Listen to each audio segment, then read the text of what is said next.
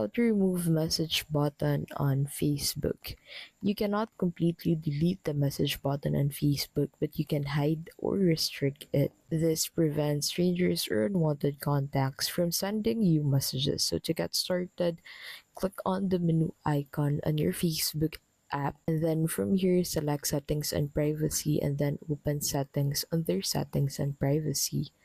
And then on the settings page, go ahead and look for the privacy section, and then look for how people find and contact you. Once you find that, simply open it and limit who can send you friend requests and messages.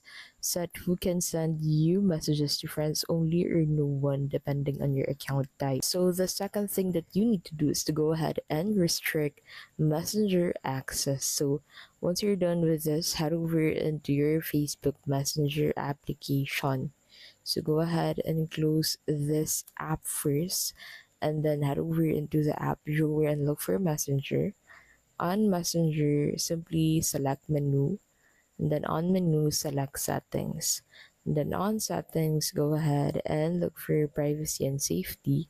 Open it up, and then on privacy and safety, use message delivery settings to control who can message you, such as friends, friends of friends, or no one.